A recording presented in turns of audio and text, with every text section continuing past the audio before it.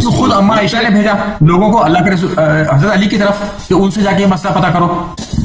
ہو سکتا ہے کسی جزئی مسئلے پر، لیکن جزئی مسئلے پر، لیکن عائشہ لشکر لے کے آئی نا ان سے لڑنے کے لیے. ان سے خطا پہ تھی، وہ تو بالکل خطا پہ تھی نا، وہ بالکل خطا پہ تھی. یہ بتائیے اہل سنت میں کس نے کہا کہ وہ حق پر تھی؟ حضرت علی کے خلاف. آپ میری بات سنیے، آپ میری بات سنیے. حضرت علی کے خلاف سارے صحابہ ایک جگہ جمع ہو جائیں اور حضرت علی کے خلاف نکل آئے نا، تب بھی وہ خطا پر ہوں گے، حضرت علی حق پر ہوں گے. یہ ہمارا عقیدہ ہے. دیکھیں امیر المؤمنین علیہ السلام، ہم تو آپ کو ایک بڑی مثال دے دی. خطا کو آپ خطا مان لینا، پھر آپ خطا کو خطا نہیں مانتے. بس مثلا میں آپ کو ایک قتل کر دیتا ہوں، پھر میں کہتا ہوں میں خطا پہ اجازت دیں مجھے بات کرنا، اجازت دیں. جو خطا ہے کہ اگر ایک خطا یہ ہے کہ میں نے مثلا آپ کو میں نے آپ پہ ایک آواز اٹھائی، آپ پہ بلند آواز، پھر میں نے کہا خطا پہ معاف کر دیں. مسئلہ ایسا تو نہیں ہے یہاں پر. مسئلہ یہ ہے کہ رسول اللہ صلی اللہ علیہ وسلم نے فرمایا کہ امیر المؤمنین علیہ السلام کی دشمنی نفاق کی علامت ہے. نفاق آپ کو پتہ ہے، یہ حدیث متواتر ہے. جو شخص ان سے دشمنی کرتا ہے وہ منافق ہے. اب تلوار اٹھائے جنگ کرے تو اور بات. پھر فرمایا کہ جو ان سے لڑتا ہے وہ مجھ سے لڑتا ہے. ٹھیک ہے نا. اور آپ کو پتہ ہے اگر آپ اس بات پہ توجہ دیں، خطا کو خطا مانتے ہیں، اس بات کو خطا کیا تو کیسا خطا ہے؟ ایک خطا ہے قتل کرنا، ایک خطا ہے مثلا جھوٹ بولنا، ایک خطا ہے رسول اللہ صلی اللہ علیہ وسلم سے لڑنا، رسول پاک صلی اللہ علیہ وسلم سے لڑنا. یہ کوئی چھوٹی خطا نہیں ہے کہ آپ پھر اس کو چھوڑ کے جائے. سلمان رشدی مثلا اتنا اس نے بڑا خطا کیا نا، سب مسلمان کہہ رہے ہیں کہ اس کی یہ سزا ہونی چاہیے. اگر آپ خطا مانتے ہیں تو اس کی گریوٹی جو ہے، اس کی جو حساسیت ہے، اس خطا کا حجم اس کے مطابق مان لے. یہ نہ کہ اس نے اجتہاد میں خطا کیا ہے پھر اس کو ثواب بھی ملے گا. آپ تو یہ کہتے ہیں نہیں، یہ ہمارا عقیدہ ہی نہیں ہے. یہ ہمارا جو ہے مجتہد تو جو ہے، اچھا یہ عقیدہ نہیں ہے تو اس کو ثواب ہے. اچھی ٹھیک ہے، آپ عقیدہ نہیں ہے، ٹھیک ہے آپ کا عقیدہ نہیں. آپ کہتے ہیں اس کا خطا کیا اس خطا کے جو گریوٹی ہے، اس خطا کی جو حساسیت ہے، اس کا اعتراف کریں. پھر اگر اس کا اعتراف کریں گے کہ جس یہ خطا سے نفاق ثابت ہوتا ہے، ٹھیک ہے نا، پھر اس سے بڑھ کر نفاق سے بڑھ کر بھی جو رسول پاک صلی اللہ علیہ وسلم سے لڑے اس کا کیا حکم ہے اسلام میں، میں اس کو نہیں دہراتا کیونکہ مسئلہ حساس ہے، آپ ناراض نہ ہو جائیں گے. لیکن آپ کے ذہن میں ہے، مسلمانوں کے ذہن میں ہے کہ کتنا گریوٹی والا مسئلہ ہے. تو اس پہ اگر آپ اس خطا پہ اعتراف کرتے ہیں تو خطا کون سی خطا ہے؟ خطا یہ ہلکی پھلکی خطا نہیں ہے. جیسے میں ابھی میں آپ سے مثلا کوئی غلط بات کروں، یہ اس طرح تو نہیں ہے. یہ خطا ایسا خطا ہے کہ خطا ایسا خطا ہے کہ اس سے آپ کا جو ہے ان کی پورا جو سلسلہ ہے بات ختم ہو جاتی ہے. بات جن صحابہ نے امیر المؤمنین علیہ السلام سے لڑا ہے کہ آپ اعتراف کریں کہ وہ سب منافق تھے. آپ اعتراف کریں کہ جنہوں نے لڑے ہیں وہ رسول اللہ صلی اللہ علیہ وسلم سے لڑے ہیں. پھر ہم مانیں گے کہ آپ واقعا سنسیئر ہیں، آپ صادق ہیں اپنے اس خطا کے اعتراف میں. وَإِلَّا اس نے خطا کیا. خطا کون سا خطا ہے؟ صرف لفظ خطا کے مختلف اقسام، مختلف درجات ہوتے ہیں. درجہ تعین کیجئے کہ کون سا خطا ہے. دیکھیے اللہ کے رسول صلی اللہ علیہ وسلم نے حضرت علی نے انہیں معاف کیا، انہیں چھوڑ دیا. ایٹ دا لاسٹ یہی تو ہوا ہے. نہیں چھوڑا نہیں، بیٹھی جا رہی ہے. اور انہوں نے اپنی خطا سے رجوع کیا اور وہ زندگی بھر روتی رہی. اس حوالے سے بھی وہ روتی رہی کیونکہ ان کو شکست ہوئی ہے. وہ اس لیے نہیں روئی کہ کیوں امیر المؤمنین علیہ السلام سے لڑی ہے. وہ اس لیے بری طرح سے پورا ان کا لشکر، اس کے رشتہ دار، اس کے جتنے چہیتے سردار تھے سب قتل ہو گئے نا اس لشکر میں. ان کے خیال تھا، ان کا ایک خواب تھا کہ ہم حکومت بنائیں گے، اپنا خاندان کا حکومت بنائیں گے، امیر المؤمنین علیہ السلام کو ہٹائیں گے. ان کا یہ ارادہ تھا. تو لازمی بات ہے جب ان کی یہ اتنا بری طرح سے شکست ہوا ہے ان کو تو وہ روئے گی نا، وہ تو روئے گی. اور کیا کرے گی؟ اس کو پچھتاوا تو ہوگا اس بات پہ پچھتاوا کہ آپ مجھے بتائیں کہ اس نے ہمارے اور آپ کے بیچ میں یہ ہم تو یہ سمجھتے ہیں کہ اللہ کے رسول صلی اللہ علیہ وسلم نے ان سے کہا تھا کہ گھر میں بیٹھنا، اور وہ گھر میں نہ بیٹھی. وہ میری بیوی کون سی ہوگی جو اس پر خواب کے کتے بھوسیں گے. اس حوالے سے وہ جو ہے اپنی غلطی کو مانتی تھی. اگر آپ کہتے ہیں کہ اس نے اس لیے کہ امیر المؤمنین اگر کوئی اپنی غلطی سے رجوع کرنا چاہے تو اس کا کوئی کالم ہے کہ رجوع ہو سکتا ہے یا نہیں ہو سکتا؟ اجازت دیں، میں توبہ کا دروازہ اللہ کا کھلا ہے. لیکن اگر آپ کہتی ہیں کہ اس نے توبہ کیا ہے، وہ حدیث دکھائیں ہم کہ اس نے اس لیے توبہ کیا ہے کہ امیر المؤمنین علیہ السلام حق پہ تھے اور ان سے لڑنا رسول اللہ صلی اللہ علیہ وسلم سے لڑنے کے مترادف ہے، اس لیے میں توبہ. اس یہ دکھائیں کہاں پر ہے، یہ کہاں پر ہے؟ یہ کوئی حدیث روایت نہیں ہے، بالکل کوئی روایت نہیں ہے. وہ روتی تھی، بالکل روتی تھی، لیکن رونے کی وجہ میں آپ کو بتاتا ہوں. رونے کی وجہ میں آپ کو یہ روایت ہے میں دکھاتا ہوں. کہ ہماری شکست ہو گئی. میں آپ کو دکھاؤں جو اس بات کو ثابت کرتا ہوں. ریفرنس دے دیجیے.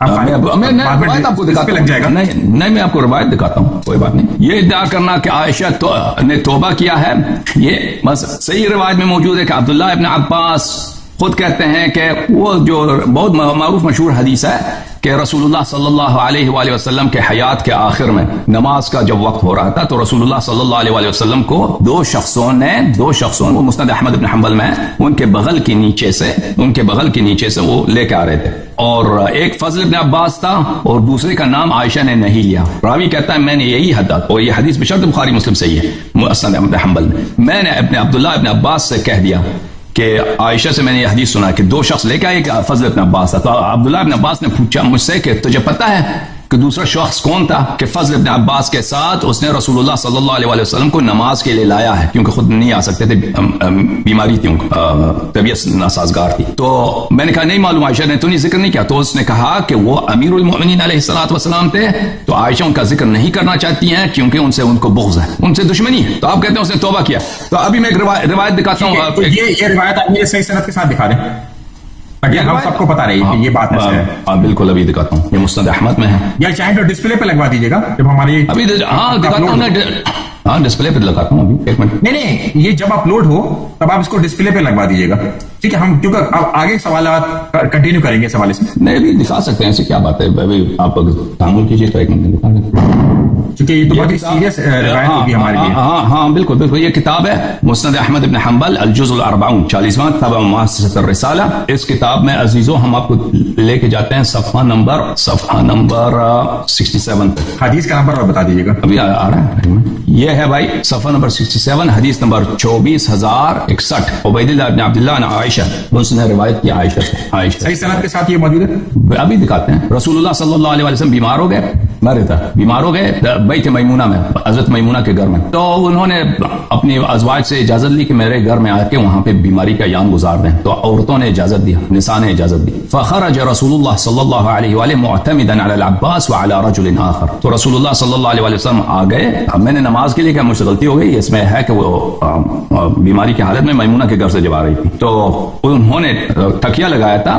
آتے ہوئے انہوں نے بوجھ اپنا رکھا ہوا تھا کس پر؟ عباس پر اور ایک اور شخص پر. ورجلاہ تخطانی, اور ان کے جو دو پیر تھے وہ زمین, وہ قدم اٹھانے کے لائق ان میں نہیں تھی, طاقت نہیں تھی صلی اللہ علیہ وسلم پہ. وہ لکیر کھینچی جا رہی تھی ان کے جو پیر مبارک تھے, قدم مبارک. وقال عبید اللہ, میں عبید اللہ راوی کہتا ہے کہ میں نے ابن عباس نے مجھ سے کہا اتدری من ذلک الرجل, تجھے پتا ہے کہ وہ دوسرا شخص کون ہے؟ هو علی بن ابی طالب, وہ علی بن ابی طالب علیہ السلام ہے. ولكن عائشہ لا تطيب له نفسا, لیکن عائشہ ان جو ہیں ان سے وہ نہیں, ان کو پسند نہیں کرتے. اچھا اب صحیح سند کے ساتھ یہ ہے. اس حدیث کے آخر میں پسند نہیں کرتے اور بغض میں کچھ فرق آ رہا ہے. لا تطيب له نفسا, ان سے بغض رکھتے ہیں. ابھی میں دکھاؤں اس کا بھی شرح چاہیے, وہ بھی دکھاتا ہوں. اسناد صحیح علی شرط الشیخین, اسناد صحیح ہے شرط شیخین کے ساتھ. اچھا کسی ایک محدث کا حکم بتا سکتے ہیں اس نے لگایا ابھی اسناد صحیح نہ شاہد الارناؤط. اچھا اس کے علاوہ آپ کو سند میں عرض کروں, ارواء الغلیل میں, یہ ارواء الغلیل ہے البانی صاحب کی, الجزء الاول, محمد ناصر الدین الالبانی کی کتاب. یہاں پر آپ کو دکھاتے ہیں صفحہ نمبر 178 میں. ایک منٹ, 178 یہ ہے یہ حدیث کو کہہ رہے ہیں کہ پھر احمد نے اسی حدیث کو روایت کیا ہے مختصراً وزاد فی آخرہ ولکن عائشہ لا تطیب له نفسا وسند صحیح. سند صحیح ہے اس حدیث کو جو احمد نے روایت کیا ہے. اس کے علاوہ بہت سارے کتب میں ہیں. اچھا ٹھیک ہے, میں اس کو کراس ویریفائی ضرور کروں گا. میں آپ کو یہی حدیث اردو میں دکھاؤں, اردو میں ترجمے کے ساتھ, اگر آپ اجازت دیں دکھاؤں. نہیں آپ یہ میں سرچ کر لوں گا یا آپ بعد میں. اچھی بات, دکھا دیجیے. ہم اس کو ویریفائی کر لیں گے. بالکل اچھی بات ہے, ویریفائی کر حکم کریں مزید. اچھا اب ہم آگے چلتے ہیں. اب ہم یہ دیکھتے کہ اب ہو گیا. اب آپ میں یہ جاننا چاہتا ہوں کہ معاویہ بن سفیان کے حوالے سے آپ کیا دلیل اور کیا میسج رکھتے ہیں؟ اب ہم نے جنگ جمل کی بات کری.